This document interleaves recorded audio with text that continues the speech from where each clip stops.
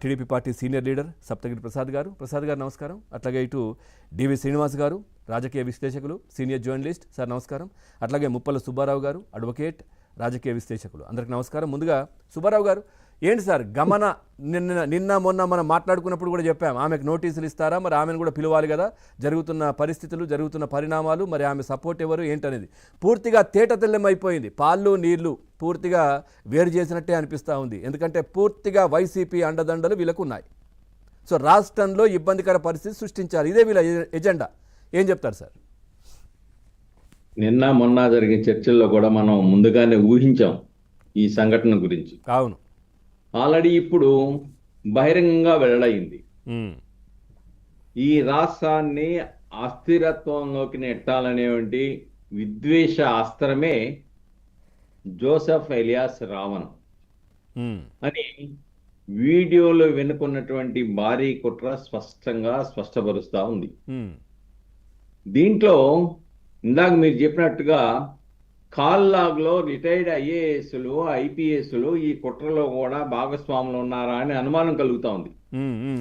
ఎందుకంటే వీళ్ళందరూ కలిసేసి కొంత వీళ్ళు తయారు చేసే కంటెంట్ని వేరే వ్యక్తుల దగ్గరికి పంపటం, అక్కడి నుంచి వాళ్ళు సరిపోయిందా అని చెప్పేసి చెప్పటం, అలానే వాళ్ళు పంపిన కంటెంట్లని వీళ్ళు చేయటం, ఇలాగా ఒక సోషల్ మీడియాని ఆయుధంగా ఈ రాష్ట్రాన్ని పెట్టుబడులు రాకుండా చేయాలనే ఒక ప్రధాన లక్ష్యంతో, లేదా పారిశ్రామికవేత్తలను బెదిరించాలనే ఉద్దేశంతో ఒక కుట్ర పన్నారనేది చాలా స్పష్టంగా కనబడతా ఉంది. ఇక్కడ దీంట్లో మనం చూస్తే ఈ రావణ్ పెట్టినటువంటి జోసెఫ్ ఎలియాస్ రావణ్ పెట్టినటువంటి స్టూడియో ఎక్కడుంది? మీరు చెప్పినట్లుగా వైసీపీ నేత ఇంద్రసేన చౌదరి ఇంట్లో ఉంది. అవును, అపార్ట్మెంట్ లో రోడ్ నెంబర్ 70లో ఉంది, జూబ్లీ హిల్స్ లో. అది కూడా ఉచితంగా ఇచ్చారనే సమాచారం వెలుగు చూస్తా ఉంది. అలాగనే ఆమె సహచరిగా ఉన్నటువంటి, లేకపోతే ఆమె అతని స్నేహితురాలుగా ఉన్న గమన ఆల్రెడీ ఇంద్రసేన చౌదరికి దూర బంధువు అని చెప్తూ ఉన్నారు. ఆమె కూడా దీంట్లో ప్రధాన భూమిక పోషించిందనేది చాలా స్పష్టంగా ఇందులో కనబడతా ఉంది. ఇప్పుడు పోలీసు వాళ్ళు ఆల్రెడీ కూడా విచారణ సంస్థలు గమనకి, ఇంద్రసేన చౌదరికి కూడా నోటీసులు ఇచ్చి విచారించబోతున్నారనే విషయాన్ని ఇక్కడ మనం గమనించాలండి.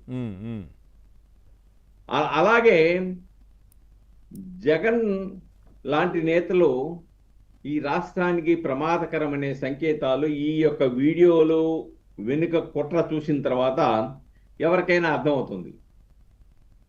అలాగనే ఈయన ఇక్కడ సృష్టించడానికి ప్రధానమైన కారణం ఏంటి?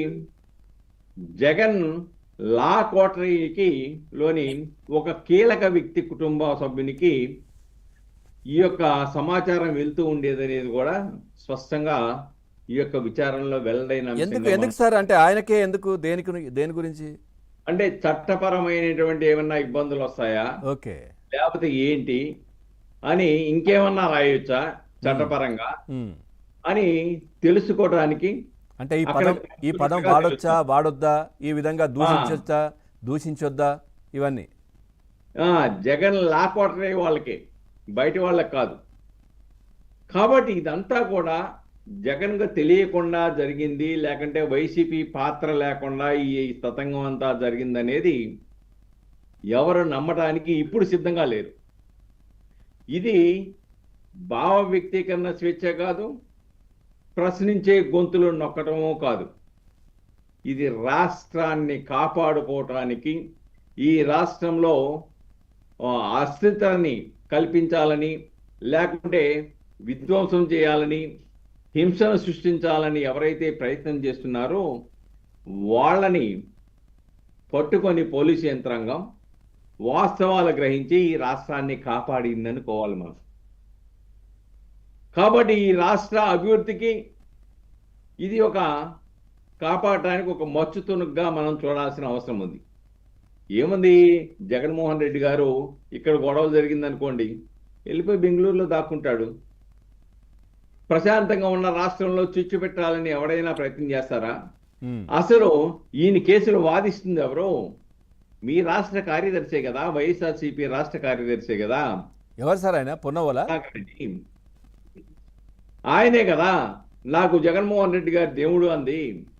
ఒక పక్కన ఈ రాష్ట్రంలో హింసను సృష్టించడానికి, హింసను ప్రేరేపించడానికి, మత విద్వేషాలు రెచ్చగొట్టడానికి, లేకుంటే తీవ్రవాద చర్యలకి పాల్పడుతున్నటువంటి ఒక వ్యక్తిని మీరు ప్రోత్సహిస్తూ ఆయనకి చట్టపరమైనటువంటి సహకారం చేస్తున్నారంటే మీరు ఈ రాష్ట్రంలో ప్రతిపక్ష హోదాకు కూడా అనర్హులనేది స్పష్టంగా ఇక్కడ అర్థమవుతా ఉంది. కాబట్టి ఇటువంటి పరిస్థితుల్లో ఈ రాష్ట్రాన్ని ప్రజలు ఆలోచిస్తా ఉన్నారు. ఇది ఒకటే కాదండి, ఆల్రెడీ హిందూ మతంని ఎంత దారుణంగా తిట్టితే అతన్ని నువ్వు ప్రోత్సహిస్తున్నావు, నువ్వు హిందూ వ్యతిరేక నువ్వు ముద్ర పడిందా లేదా నీకు ఇప్పుడు? వైఎస్ఆర్సిపి హిందూ వ్యతిరేక పార్టీ అనే ముద్ర పడటానికి ఈ కేసు ఒక చక్కటి ఉదాహరణ. ఓకే. కాబట్టి ఇటువంటి పరిస్థితుల్లో ఇంకా ఈ రాష్ట్రాన్ని విచ్ఛేదం చేయాలి, ఈ రాష్ట్రానికి వచ్చేటువంటి పరిశ్రమలను లేకపోతే ఈ రాష్ట్రానికి వచ్చేటువంటి పెట్టుబడులను రాకుండా చేయాలని, విధ్వంసం చేయాలని ఆలోచింపజేయటం అనేది దురదృష్టకరం. ఇటువంటి వాటిని సహించే ప్రసక్తే లేదు. ఈ రాష్ట్ర ప్రజలు ఎవరు చూస్తూ ఊరుకోరు. Okay, right. కాలానికి మొన్న చంద్రబాబు నాయుడు గారు కూడా చాలా స్పష్టంగా చెప్పాడు, ప్రశాంతంగా ఉన్న రాష్ట్రంలో చిచ్చు పెడుతున్నారు, ఓకే, త్వరలో ఓబులాపురం గనుల సంగతి కూడా తేలుస్తాము, ఇంతకాలానికి బ్రాహ్మణి దోపిడీకి చెక్ పెట్టాము అని చెప్పేసి చంద్రబాబు నాయుడు గారు చెప్పారు. ఇలాంటి వాళ్ళని మేము సహించము, సోషల్ మీడియాలో వ్యక్తిత్వ హననానికి పాల్పడే వాళ్ళ పట్ల కఠినంగా వ్యవహరిస్తాము, ఈ రాష్ట్ర సమగ్రతను, ఈ రాష్ట్ర అభివృద్ధిని, ఈ రాష్ట్రంలో శాంతి భద్రతలను కాపాడుతాము అని చాలా స్పష్టంగా చెప్పారు. కాబట్టి ఇక రాబోయే రోజుల్లో సోషల్ మీడియా ద్వారా వికృత చేష్టలు చేసి అశాంతిని సృష్టించి వ్యక్తిత్వ హననానికి పాల్పడే వాళ్ళకి తగిన చట్టపరమైనటువంటి చర్యలు ఉంటాయనేది ఒక హెచ్చరికగా దీన్ని మనం చూడాలి. నిజంగా. డివిఎస్ గారు నమస్కారం సార్. నమస్తే సార్. నిజంగా